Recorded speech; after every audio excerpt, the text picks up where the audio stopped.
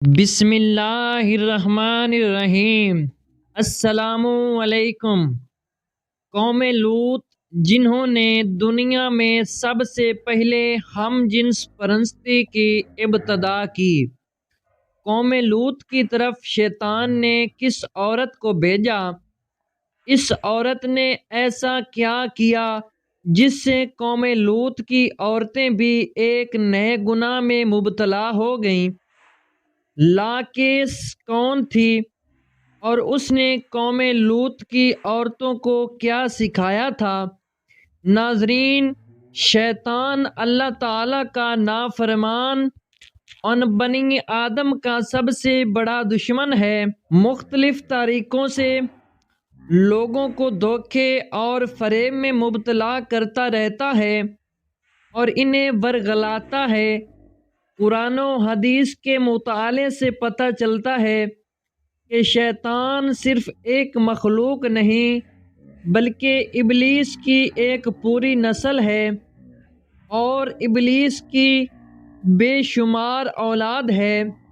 قرآن مجید فرقان حمید میں شیطانی ذریت کا ذکر ملتا ہے جو شیطان کے چیلے اور اس کے کاموں میں اس کے مددگار اور معاون ہیں۔ ناظرین، بیان کیا جاتا ہے کہ شیطان کی کئی اولادیں ہیں جن میں والہان نماز اور عبادات میں وسوسے ڈالتا ہے، مسعود لوگوں میں افواہ پھیلاتا ہے، واسم گھر والوں سے لڑائیاں لگواتا ہے، مرہ گانے بجانے کے گناہ کو عام کرتا ہے، اور اسی طرح ابلیس کے کئی بیٹے اور پوتے ہیں۔ تاریخ میں ابلیس کے پوتے حامہ کا ذکر بھی ملتا ہے۔ ابلیس کی اولاد مختلف کاموں پر مقرر ہے۔ شیطان کی ان اولادوں اور ذریت میں ایک نام لاکیز کا تاریخ میں موجود ہے۔ بعض روایات کے مطابق شیطان کے بیٹے یا پوتے کا نام ہے اور بعض کے مطابق لاکیز دراصل شیطان کی بیٹی ہے جسے ابلیس نے ایک خاص ڈیوٹی پر مقرر کرتے ہوئے قوم لوط کی طرف بھیجا تھا۔ قوم لوط دراصل تاریخ کی ایک طاقتور اور مالدار قوم تھی جو اردن کے علاقے میں آباد تھے۔ یہاں سرسبز و شاداب وادیاں تھیں جن میں سدوم اور عمورہ کے نام سے دو علاقے تھے۔ ناظرین، ابلیس نے اہل سدوم کو اس طرح گمراہ کیا کہ شیطان ایک دن انسان کی صورت میں سدوم کے لوگوں کے پاس آیا اور ان سے یہ کہنے لگا کہ مرد مردوں کے ساتھ شہوت کریں۔ ان لوگوں کو یہ عمل بہت پسند آیا، لہٰذا یہ لوگ آہستہ آہستہ اس عمل کے عادی بن گئے اور وہ روزانہ لڑکوں سے بدفعلی کرنے لگے، یہاں تک کہ اگر کوئی مسافر سدوم کے علاقے سے گزرتا تو وہ لوگ اس کو پکڑتے اور اس کے ساتھ بدفعلی کرتے اور اسے اپنا شکار بنا لیتے۔ وقت گزرنے کے ساتھ یہ لوگ اس گمراہ کام کے اندر اتنے ملوث ہو گئے کہ یہ لوگ عورتوں کے بجائے مردوں اور لڑکوں سے زنا کرنے کو زیادہ سکون اور راحت کا سبب سمجھنے لگے۔ عورتوں کی طرف انہیں کوئی رغبت نہ رہتی اور کھلے عام اس عمل کو شہر کے چوک چوراہوں بازاروں میں کیا جانے لگا۔ ان کی ہر محفل میں مردوں کا رقص اور ان کے ساتھ عیاشی اور زنا کرنا ان کا دستور بن چکا تھا۔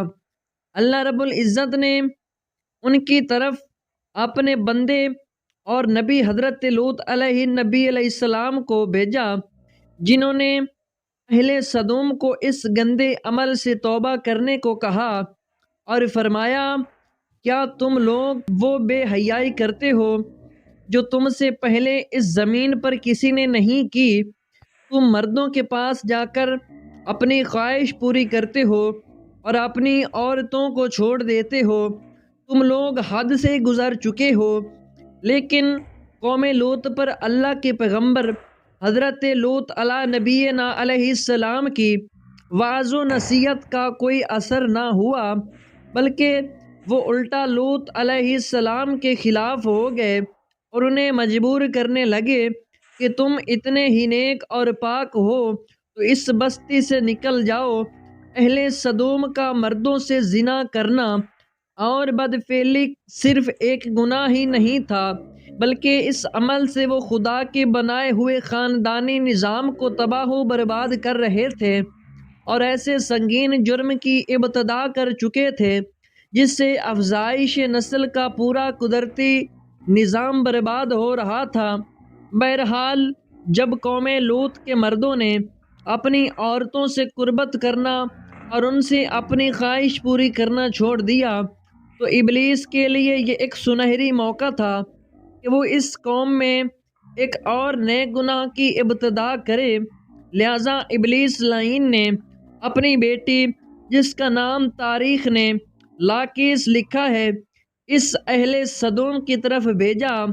لاقیس جنات اور شیاطین میں سب سے زیادہ حسین و جمیل اور خوبصورت تھی۔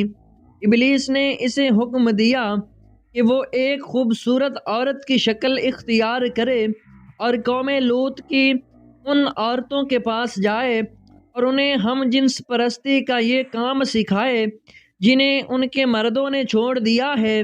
لہذا لاقیس ایک خوبصورت عورت کی صورت میں ان عورتوں کے پاس آئی اور ان کے پاس آ کر کہنے لگی، میں تباہ و برباد ہو گئی کہ میرا شوہر مجھے چھوڑ کر ایک نوجوان مرد کے ساتھ بدفعلی کرتا ہے، لہذا اب میری جوانی اور میرا حسن سب کچھ تباہ و برباد ہو گیا اور سب یوں ہی رائے گاں چلا جائے گا۔ یہ سن کر قوم لوط کی دیگر عورتیں بھی واہ ویلا کرنے لگیں اور اپنے شوہروں کو برا بھلا کہنے لگیں۔ پھر اس نے ان عورتوں سے کہا، ہم بھی ان مردوں سے بے نیاز ہو جائیں اور ان کی طرف رغبت نہ کریں گی جس طرح سے وہ ہماری طرف رغبت نہیں کرتے۔ جس طرح وہ ہم سے بے نیاز ہو چکے ہیں، ہم سب بھی ان مردوں کی کوئی خواہشات کو آپس میں ہی پورا کر سکتی ہیں۔ اس پر ان عورتوں نے لاقیس سے پوچھا کہ وہ کیسے؟ لہذا وہ قوم لوط کی ایک رائس اور خوبصورت عورت کے پاس آئی اور اس کے ساتھ بدفعلی کی۔ ان عورتوں کو عورتوں سے ہم جنس پرستی کا شیطانی طریقہ سکھایا۔ اس رائس عورت کو یہ عمل بہت پسند آیا، لہذا وہ عورتیں امورہ کی دوسری عورتوں کے پاس گئیں اور ان سب کو بھی اس طرح کرنے کو کہا اور عورتوں کے درمیان ہم جنس پرستی کے اس طریقے کا آغاز ہوا۔ جب ان مردوں نے دیکھا کہ عورتیں عورتوں کے ساتھ ہی اپنی شہوت کو پورا کر رہی ہیں تو ان مردوں نے اپنی عورتوں کو اس بدفعلی سے منع نہیں کیا، وہ خود بھی ہم جنس پرستی کے گناہ میں ملوث رہے اور اپنی عورتوں کو بھی اس گناہ میں شریک کرتے رہے۔ آخر کار جب قوم لوط کی سرکشی اور گناہ حد سے تجاوز کر گئی تو اللہ رب العزت نے ان پر پتھروں اور آگ کے انگاروں کا عذاب بھیجا جس سے ان کے جسموں کو چیٹھڑے بن گئے۔ سدوم اور امورہ کی 5 بستیاں بالکل تباہ و برباد ہو گئیں۔ سدوم اور امورہ اور ان علاقوں میں ہونے والے اس ہم جنس پرستی کے گناہ کا ذکر نہ صرف اسلام بلکہ تورات اور انجیل میں بھی موجود ہے، جس میں ان علاقوں یعنی سدوم اور امورہ کو گناہوں کی بستیاں کہا جاتا ہے۔ اس کے علاوہ قدیم صحیفوں اور یونانی طریقوں میں بھی سدوم اور امورہ کے ان گناہ گار شہروں کا ذکر موجود ہے، جس کے مطابق سدوم اور امورہ تاریخ انسانی کے وہ پہلے علاقے تھے جہاں ہم جنس پرستی کا آغاز ہوا تھا، اور ابلیس کی بیٹی لاقیس نے بعد میں اس گھناؤنے گناہ میں مزید اضافہ کرتے ہوئے وہاں کی عورتوں کو بھی ہم جنس پرست بنا دیا، جیسے جدید دور میں لیسبن کا نام دیا جاتا ہے۔ صدوم اور امورا کے بعد ہم جنس پرستی کی یہ بیماری قدیم مصر، یونان، چین، افریقہ اور یورپ میں بھی پھیلتی چلی گئی۔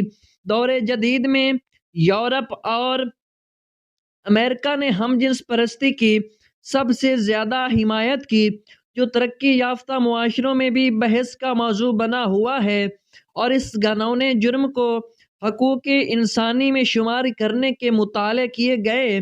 دراصل اللہ رب العزت نے ہر جاندار کے نر اور مادہ جوڑے پیدا فرمائے ہیں۔ یہ نر اور مادہ نسل کی بقا کے لیے ان کا آپس میں جنسی ملاپ قدرت کے قانون کے عین مطابق ہے۔ انسانی قانون کسی حال میں بھی قانون الہی کا بدل نہیں ہو سکتا، اور قوانین الہی کے فائدے اور برکات کو کسی انسانی قانون کے ذریعے حاصل بھی نہیں کیا جا سکتا۔ ناظرین، آج اس جرم کے حامی ہم جنس پرستی اور لیسبین کمیونٹی کو سماج میں درجہ دینے پر خوشی منا رہے ہیں اور داد تحسین حاصل کر رہے ہیں، لیکن قرآن و حدیث ہمیں یہ درس دیتا ہے کہ حضرت لوط علیہ السلام کی قوم بھی اسی طرح خوشی منا رہی تھی اور وہ بے حیائی کا مظاہرہ کر رہی تھی، لیکن جب اللہ کی پکڑ ہوئی وہ قوم نیست و نابود کر دی گئی۔